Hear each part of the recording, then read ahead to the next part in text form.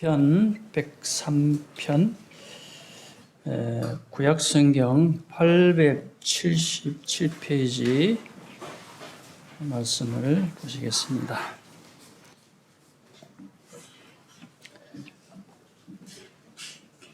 103편 10절부터 읽겠습니다. 우리의 죄를 따라 우리를 처벌하지는 아니하시며 우리의 죄악을 따라 우리에게 그대로 갚지는 아니하셨으니 이는 하늘이 땅에서 높음같이 그를 경외하는 자에게 그의 인자하심이 크심이로다. 동이 수에서 먼 것 같이 우리의 죄과를 우리에게서 멀리 옮기셨으며 아버지가 자식을 긍휼히 여김같이 여호와께서는 자기를 경외하는 자를 긍휼히 여기시나니 이는 그가 우리의 체질을 아시며 우리가 단지 먼지뿐임을 기억하심이로다. 인생은 그날의 풀과 같으며 그 영화가 들의 꽃과 같도다. 그것은 바람이 지나가면 없어지나니 그 있던 자리도 다시 알지 못하거니와 여호와의 인자하심은 자기를 경외하는 자에게 영원부터 영원까지 이르르며 그의 의는 자손의 자손에게 이르니 곧 그의 언약을 지키고 그의 법도를 기억하여 행하는 자에게로다. 많이 읽었지요. 강조하고 싶은 것은 행하는 자에게로다 입니다. 하나님께서 만약에 아무것도 행하지 아니하시고 가만히 계셨다면은 이 우주에 벌어지는 일도 또 이 지구상에 벌어지는 일도 또 우리 각자에게 일어나는 그 일도 일어나지 않았을 것입니다. 그야말로 생명이 없는 죽은 아무것도 아닌 무가 되겠죠. 하나님께서 보이지 않는 곳에서 우리 눈으로 헤아릴 수 없는 그러한 모든 부분에 있어서 살피시고 일하시고 계시고 또 그런 일을 하실 때 이 성경에 기록된 부분을 생각할 때 그 인자하심과 그 일의 모든 초점과 목적들이 어디에 있는지를 우리는 성경을 통해서 많이 보게 됩니다. 과연 우리 자신을 위해서 이 먼지와 같은 우리 체질을 아신다 그랬죠.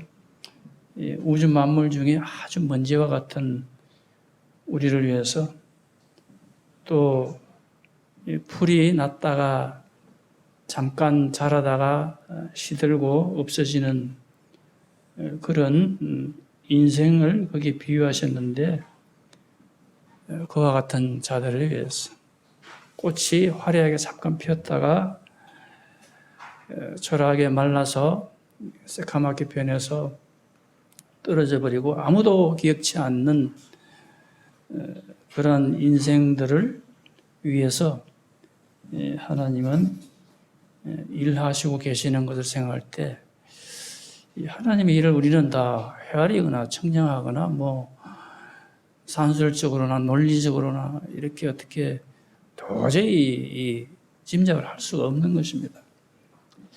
하나님이 참으로 우리를 얼마나 아시기에 우리는 감추고 뭐 숨기고 교묘하게 계획을 짜고 죄를 지을 때도 그냥 계획적으로 아주 머리를 써서 짓고 그렇게 할지라도 하나님 보시기에는 훤하게 다 보이는 그런 삶이란 것입니다. 그렇게 잘 아시는 하나님이 우리를 벌을 주신다면은 감당하지 못하겠지요. 그래서 우리는 하나님을 두려워하고 공경하고 정말 높임을 받으실 분임을 우리가 양심적으로 시인하고 그렇게 살아가는 것입니다. 죽음이나 심판을 두려워하는 것이 아니라 하나님이 그만큼 엄위하시고 정말 죄악과는 멀리 계시는 그런 거룩한 부유한 것을 아시고 그걸 경외하는 그런 자세를 가지고 살아가는 것이 성도의 본분이고 하나님이 지으신 본분인 것입니다. 하나님이 그 인자하심을 베푸시고 또 불쌍히 여기지 않는다면은 우리의 죄가를 용서하지 않는다면은 살아남지를 못하지요. 연휴 말미에 제가 벌을 받았어요. 난생 처음 받아보는 벌이었어요. 교회 화단 앞에 이제 장미꽃이 많이 있는데 너무 많이 자랐죠, 그죠? 한 2번 쳤는데 그래도 막 열심히 자랐나 봐요. 그래서 동네 민원이 들어가지고 차 지나가는데 그 앞에 안 보인다. 커브길이고 또 불편하고 그래서 이제 막 자르기 시작했어요. 자르기 시작하는데 저는 그 밑에 뭐가 있는지 아무것도 몰랐는데 갑자기 뭐가 막 따끔하더라고요. 아유, 이게 뭔가 막 뒷골이 막 당기는데 거의 막 몇백 볼트 전기가 오는 것 같더라고요. 아차, 이 벌인가 보다. 근데 벌이 쏘면은 이게 팔뚝에 뭐 침이 남잖아요. 침이 남으면은 이제 꿀벌인데 봐도 이게 침이 없는 거예요. 얼른 판단하기 이거는 말벌이다 이거. 이제까지 저는 말벌한테 태어나서 쏘인 적이 없어요. 말벌 무섭다는 것, 말벌 쏘여가지고 죽었다는 그런 뉴스에는 많이 들었지만 실제적으로 제가 쏘여온 게 없기 때문에 너무나 당황했어요. 얼마나 따끔하든지 하나님을 부르게 되더라고요. 아이고 주님, 제가 이러다가 혹시 죽는 거 아닙니까? 저는 이제 요단강 건너기 싫은데요. 강구경하기 싫은데요. 할 일도 많고 그래서 그냥 기도가 되더라고요. 왜냐하면 전혀 경험을 하지 못했기 때문에 얼마나 아프든지 통증도 심하고 제 상식으로는 이게 이제 신경마비니까 조금 있다가 이제 호흡이 곤란해지겠지. 그러다가 이제 숨 쉬는 신경을 이 벌독이 마비를 시키면은 숨을 점점 못 쉬게 돼요. 호흡 곤란으로 이제 죽게 되고 더 심한 경우에는 심장마비로 심장 근육이 멈춰버리니까 죽게 된다고 이 뉴스에 많이 들었는데 아유 겁이 나지요. 그래서 기도가 되더라고요. 주님, 저 아직 할 일 많아요. 해야 할 일 많은데 이렇게 데려가시면 반칙하는 거예요. 은근히 걱정이 됐죠. 이제 팔도 아프기 시작하고 제 느낌으로는 호흡이 약간 느려지는지 제가 긴장을 해서 그런지 신경이 그냥 온통 그냥 목숨에 가 있는 거예요. 그러다가 이제 시간이 조금 지났는데 이상하다. 전혀 감각이 없는 거예요. 이 아프기는 약간 아픈데 벌에 쏘이면 붓잖아요. 퉁퉁 붓잖아요. 붓지를 않는 거예요. 이상하다.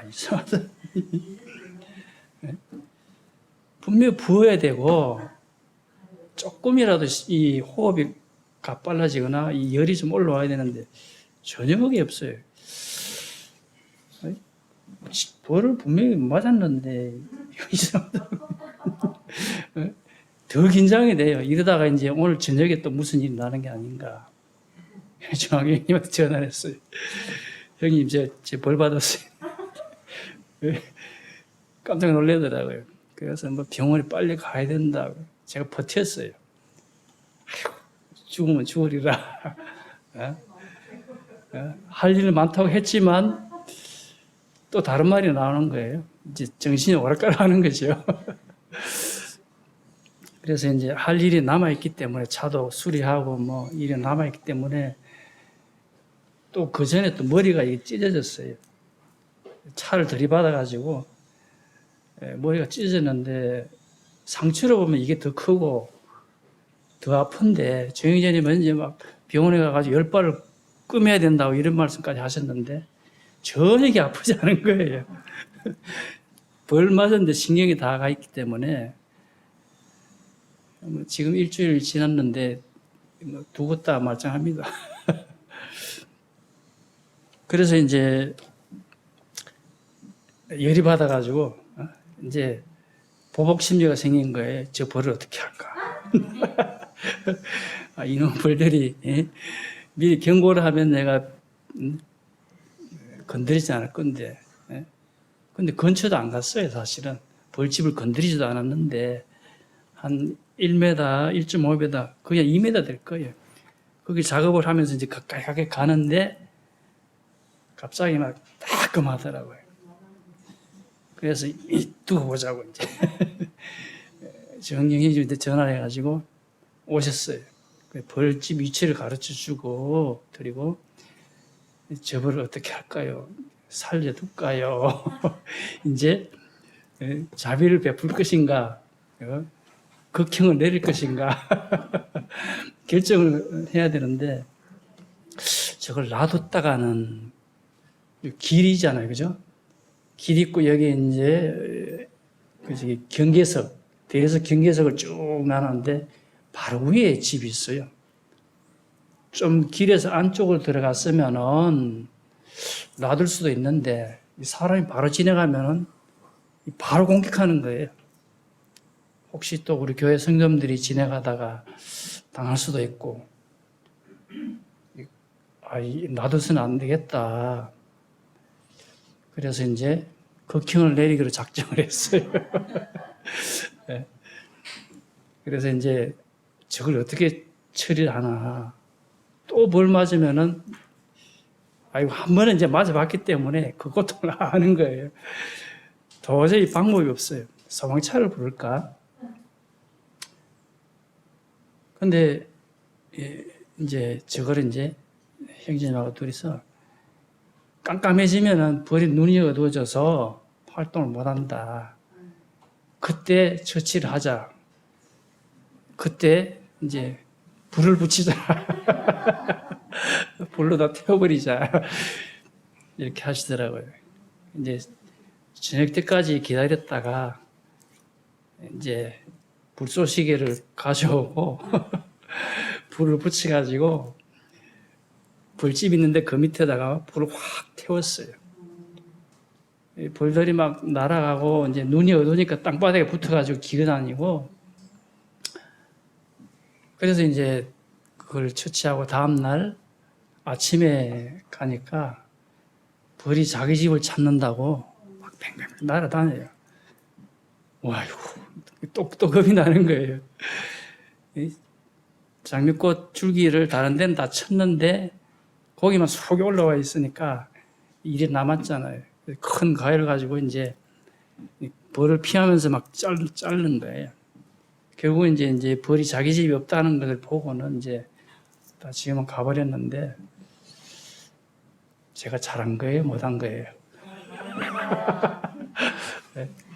제가 자비함이 없지요, 그죠?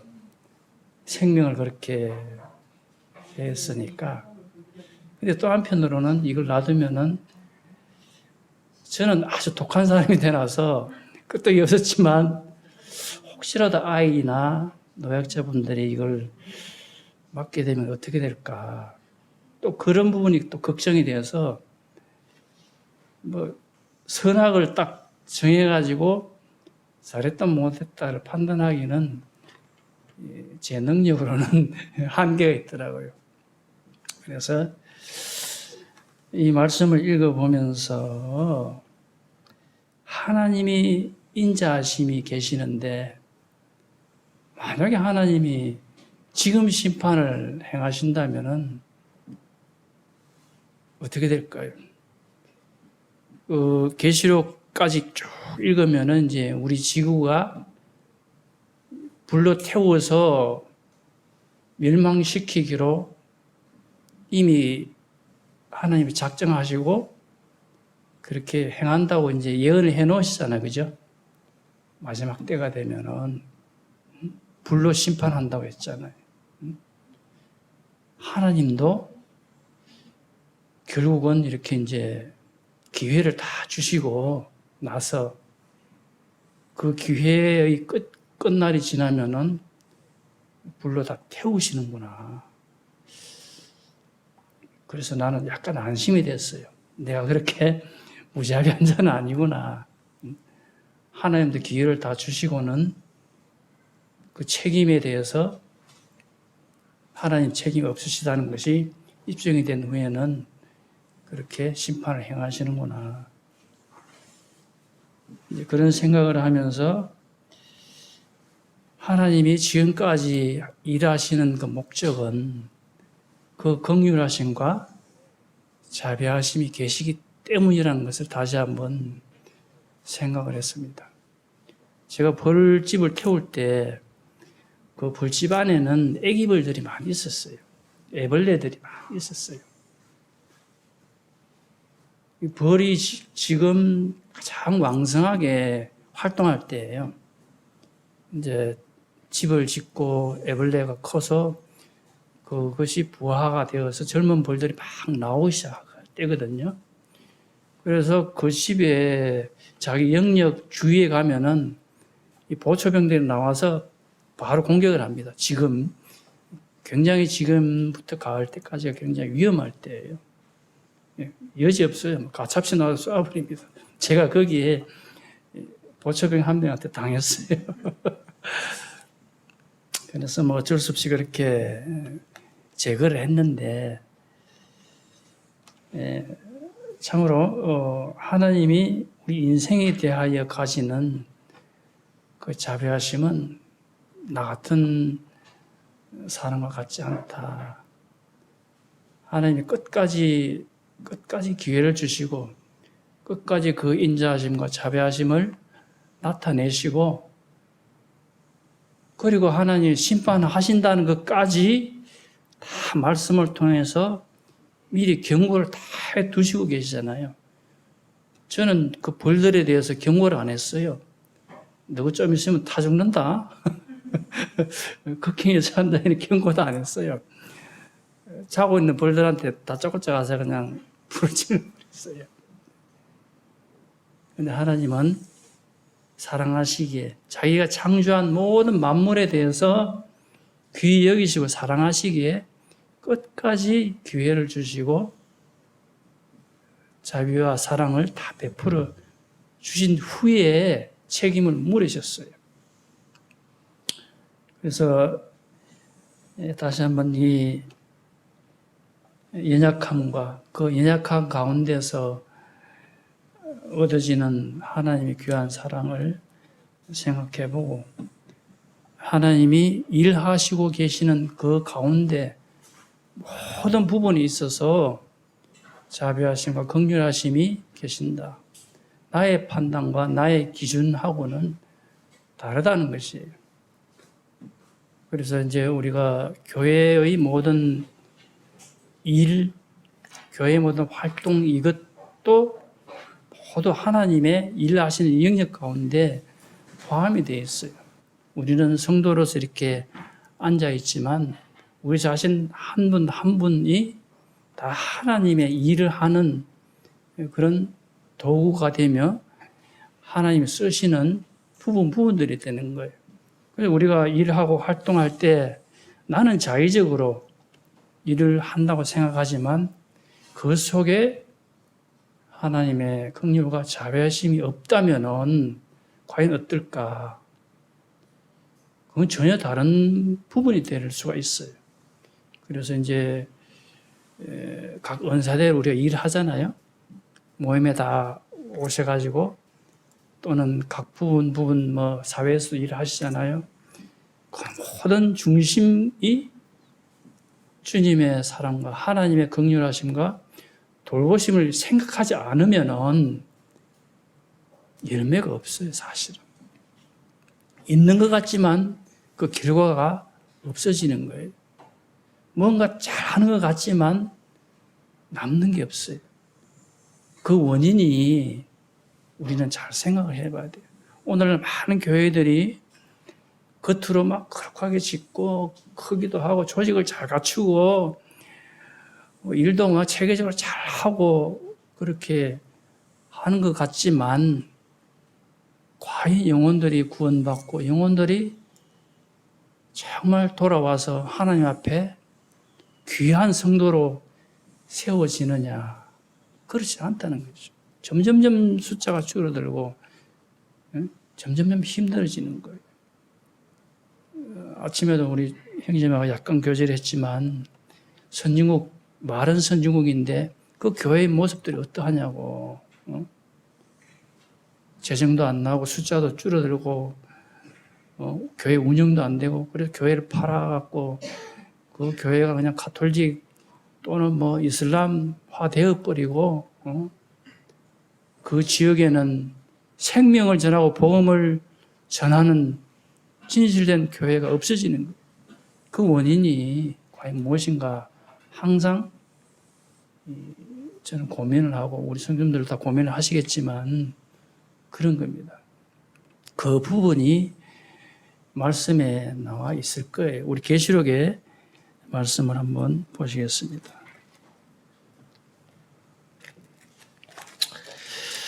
요한계시록 10장 409페이지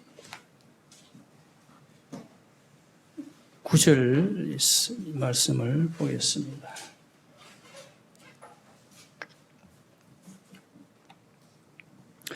내가 천사에게 나아가 작은 두루마리를 달라 한즉 천사가 이르되 갖다 먹어버리라. 내 배에는 쓰나 내 입에는 꿀같이 달리라 하거늘 내가 천사의 손에서 작은 두루마리를 갖다 먹어버리니 내 입에는 꿀같이 다나 먹은 후에 내 배에서는 썩게 되더라. 이 10장의 말씀은 사도 요한이 하나님의 비밀, 그 계시를 받을 때 이 지상에서 일어나지 않는 영적인 일을 세세하게 사실적으로 이렇게 기록을 해 놓은 겁니다. 10절 첫 번째 말씀에 보면은 내가 또 보니 힘센 다른 천사가 구름을 입고 하늘에서 내려오는데 그 머리 위에 무지개가 있고 그 얼굴은 해 같고 그 발은 불기둥 같으며 이렇게 쭉 세세하게 기록이 되어 있습니다. 눈에 보이지 않는 것들이 이렇게 우리 눈에는 못 봤잖아요. 근데 요한은 이것을 보고 이렇게 세세하게 기록을 해 놨어요. 그 끄트머리에 보면은 11절에 보면은 그가 내게 말하기를 네가 많은 백성과 나라와 방언과 임금에게 다시 예언하여야 하리라 하더라. 이 목적이 뭐냐면은 하나님의 말씀을 온 세상과 온 세상 사람들과 각 나라와 모든 부분까지 다 알 수 있도록 그 이루어질 일에 대하여 예언한 말씀이라는 것이 이 목적인 것입니다. 이것을 우리에게 다 알게 하셨잖아요. 교회를 통해서 이 세상 끝날까지 모든 비밀들을 다 알게 하셨잖아요. 계시록의 기록의 목적이 우리로 하여금 모르는 무지한 가운데 하나님 섬기라는 것이 아니라 이 땅의 일뿐만 아니라 하늘의 일까지 하늘의 일은 우리가 청량할 수 없어요. 우리가 영원한 일을 다 해야 할 수 없지만 우리가 알 수 있는 영역까지는 다 이렇게 표현을 해 놓으셨어요. 그런데 그런 표현 가운데 특이하게 10절의 말씀에 입에는 달지만 내 배는 쓰게 되리라. 이 말씀이 왜 끼워져 있을까? 이것은 불완전하잖아요. 하늘나라 가면은 모든 것이 완전하고 뭐 쓰고 뭐 아프고 뭐 이런 거 없을 건데 내 배에서는 쓰게 되리라. 아마 제 생각에는 그래요. 이것은 어떤 생각, 어떤 고민, 어떤 사고라고 저는 생각을 합니다. 제가 매운 것을 먹으면 하루 종일 신경에 폐해가 있어요. 폐가 울렁거리고 잘 먹고 잘 배출을 해야 되는데 이 장에서 이 탈이 나면은 사람이 거기에 신경이 다 가 있기 때문에 뭔가 일이 제대로 안 돼요. 고민을 해요. 왜 배가 아픈지, 왜 이런지 항상 신경을 쓰게 되는데 내 입에는 달아. 먹기는 잘 먹었어. 잘 먹었으면 잘 나와야 되는데, 소화가 잘 돼야 되는데 왜 그럴까? 하나님의 말씀이 우리에게 이렇다고 할 수 있는 거예요. 그런데 좋은 결과를 얻기 위해서는 모든 게 순차적으로 다 잘 풀려나가야 되잖아요. 그죠? 그런데 그렇지 않은 경우가 있다는 거예요. 그렇지 않다면은 그렇게 되지 않는 일에 대해서 그걸 해결하기 위해서는 그 일에 대해서 우리가 집중하고 관심을 가지고 고민하고 노력해야 되고 또 일을 협력을 해야 되고 그런 부분이 남아있다는 것을 말씀하시는 게 아닌가 그렇게 생각이 되어집니다. 아마 요한은 어떤 의미에서 이를 기록해 놓은지 모르겠지만 저는 그렇게 제 자신만이라도 그렇게 해석하고 싶습니다. 우리 성도님들이 동의를 하실지는 모르겠어요. 그래서 이 말씀을 생각할 때 나의 고민은 뭔가? 우리 교회의 고민은 뭔가? 우리 성도들의 삶의 고민은 뭔가? 최대의 고민은 무엇으로 삼아야 되는가? 각자 고민을 많이 하잖아요. 그죠? 삶에 있어서 난제들이 많이 생기면은 그걸 풀기 위해서 딱 고민을 하잖아요. 그런데 하나님의 일에 대한 내가 일치된 삶을 산다면 하나님의 고민과 나의 고민이 달라야 됩니까? 같아야 됩니까? 같아야 되는 거예요. 하나님의 사랑하시고 긍휼히 여기시고 이 세상과 우리를 돌보시는 그 일에 있어서 하나님도 고민을 하시는 거예요. 예수님이 기도하실 때 어떻게 하셨어요? 고민하고 슬퍼하셨다 그랬잖아요. 누구를 위해서요? 그 마음을 우리가 갖지 않으면은 우리가 편안하고 그냥 먹은 거 소화 잘 시키고 뭐 등 따시고 배부른다면 얼마나 좋겠어요. 우리의 남은 일, 우리가 해야 될 일 분명히 남아 있습니다.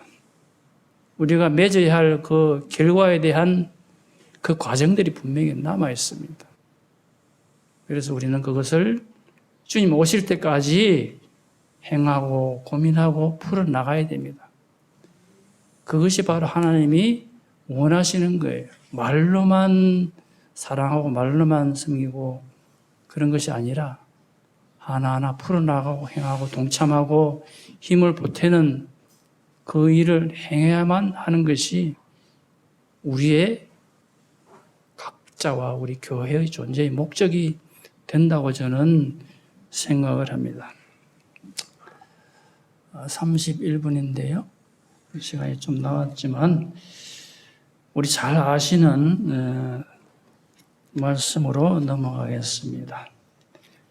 선한 사마리아인 알지요, 그죠? 너무나 잘 아시는 내용입니다. 누가복음 10장 33절 111페이지입니다.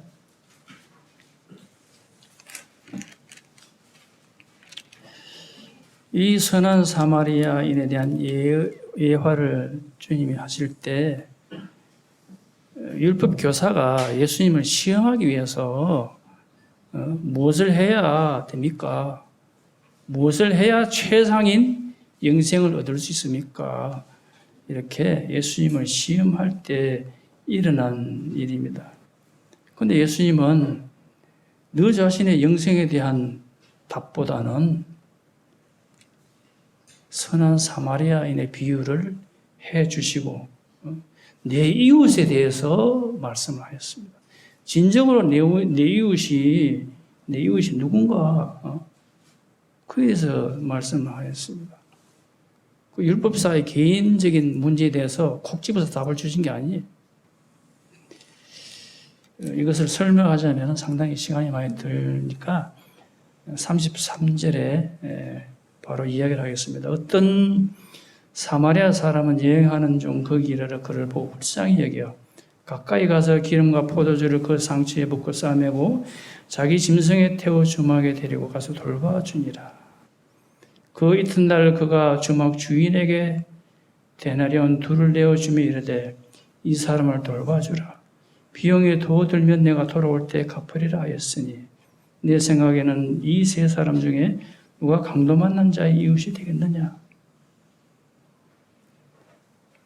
불쌍히 여기는 그 마음을 우리는 주님의 마음과 합해서 가셔야 됩니다. 먼저 보고 먼저 가까이 가야 됩니다. 34절에 가까이 갔다 그래 돼 있지요. 나만 필요한, 내게 꼭 필요한 용품들만 생각한다면 안 되는 것이죠. 기름과 포도주를 내어놨다 그랬죠. 그것으로 상처를 싸매고 그 부은 곳에 싸매고 치료했다 그랬잖아요. 나만 받은 상처, 나만 가지고 있는 괴로움, 내 괴로움 누가 알까? 그런 마음에 매여 있으면 안 되는 거잖아요. 다른 사람의 상처, 나와 전혀 관계없는 듯 보이는 그 사람들 마음을 헤아리는 그 상처도 볼 줄 알아야 되는 거예요.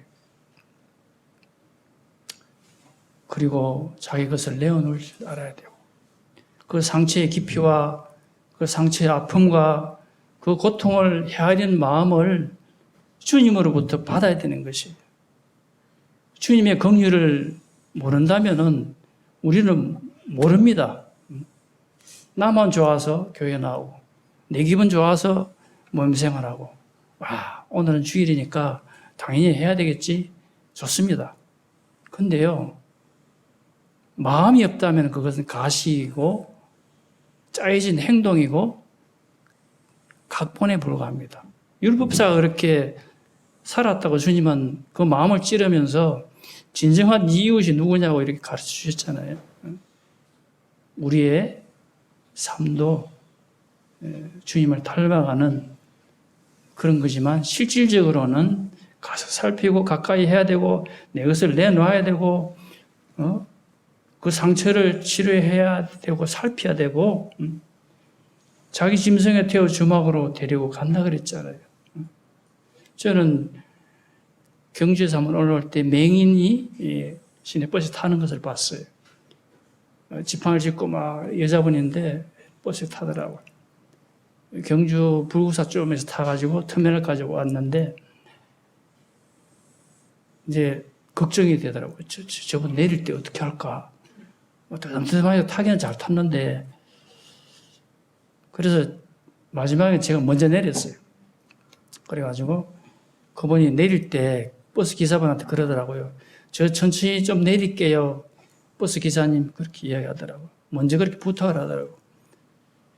제가 가만히 있었다면은 알고도 만약에 그분이 내려오다가 넘어졌다면은 제 마음이 찔렸을 거예요. 먼저 내려가지고 손이라도 붙들어 줬어요. 그리고는 이제 잘 걸어 가시겠지 하고 제가 마음을 더 썼으면 터미널까지 그냥 인도에 들였으면 좋겠는데 그냥 가만히 있었어요. 길이 반대 방향이었어요. 근데 횡단보도를 그분이 이렇게 지나가시는데 또 다른 분이 아이고 이 앞에 뭐가 있는데 이렇게 가세요. 턱이 있는데 이렇게 가세요. 다른 분이 또 가르쳐 주더라고요. 그렇게 착한 분이 계시더라고요. 그래서 마음을 놓았어요. 그래도 세상은 살만하구나. 저런 분이 계시는구나. 참 아름다운 모습이더라고요. 저는 조금밖에 안 해드렸지만은 모든 사람들이 그분을 주목하고 보고 뭔가를 도우려고 하는 그 마음들이, 선한 마음들이 있더라고요. 그래서 아직은 그래도 저런 마음이 있는 걸 볼 때 그분들이 믿지 않는 사람들도 저렇게 하는데 믿는 나는 어떻게 해야 될까? 더 깊이 생각하고 더 해야 되겠다는 반성도 해봤어요. 아마 그 여자분은 그날 하루 종일 기분이 좋았을 거예요. 아마 시내버스를 타고 터미널에 내려서 또 시외버스를 타고 어디 멀리 가시는 것 같았어요. 서울이나 이런 데 복잡한 데 내려갖고 또 얼마나 또 힘들 건지 여러 사람들이 도와줬으면 하는 기도하는 마음이 생기더라고요.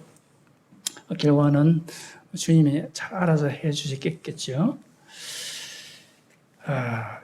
35절에 그 이튿날 그가 주막 주인에게 대내론 둘을 내어주며 이르되 이 사람들을 돌봐주라. 비용이 더 들면 내가 돌아올 때 갚으리라 하셨으니 이틀을 더 같이 있어주는 마음, 주막 주인에게 세세하게 부탁했던 마음, 그냥 툭 내려놓고 갔다면은 주막 주인도 어이 내보고 어쩌라고 그런 마음 가지고 그냥 대충 했을 수도 있는데 이튿날 동안 보살피는 거 보니까 분명 저 환자는 저 주인하고 뭔가 분명한 관계가 있을 거야. 주인이 경각심을 가지고 돌봐줬겠지요.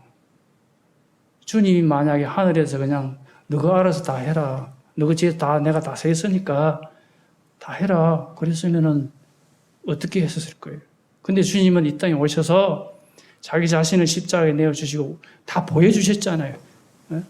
3에서 4년 동안 같이 계셨잖아요. 그렇게 다양한 것을 보여주셨는데 주님이 그렇게 하셨다면 우리의 남은 삶, 우리의 남은 시간 어떻게 해야 되겠어요?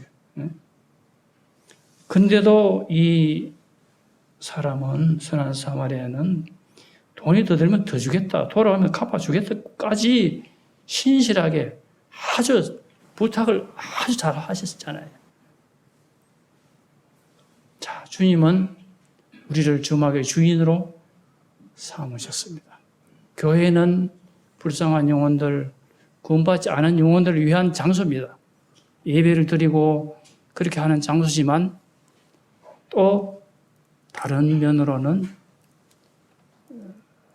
영혼들을 구원하는, 치유하고 그렇게 하는 자리입니다. 가장 중요한 존재 목적이 그겁니다.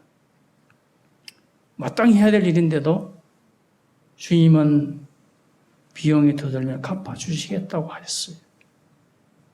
남은 고민, 우리 계시록 말씀을 읽었지요? 우리의 남은 고민, 그것을 풀고 그걸 잘 해결하면은 갚음을 받는 그런 기회가 있는 것이에요. 주님은 그것을 말씀하고 계시는 걸로 저는 받아들입니다.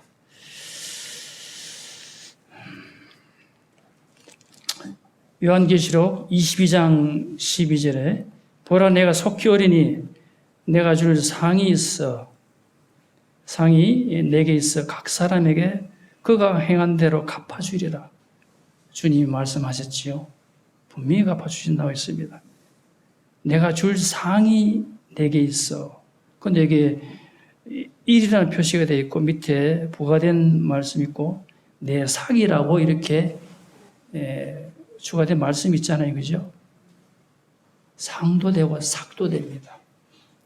부비가 더 들면 갚아주시겠다고 하는 그 삭을 우리는 받을 수가 있어요. 멈추지 마십시오. 자랑하지 마십시오.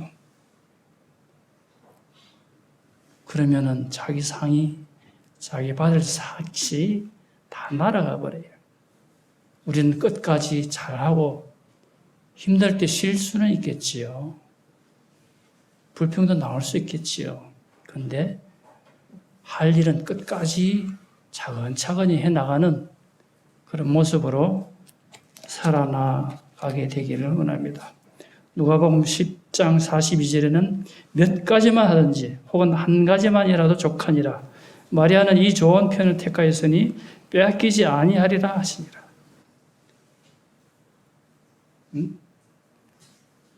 부단하게 이 일 저 일 막 그냥 섞어가지고 최대한 노력하는 그런 사람도 있겠지요. 근데 주먹구식으로 일만 뼈 빠지게 하다 보면은 원망이 나올 수밖에 없어요. 주님 우리 체질을 아십니다. 다 완전하게, 다 완벽하게 할 수 없다는 거 아셔요.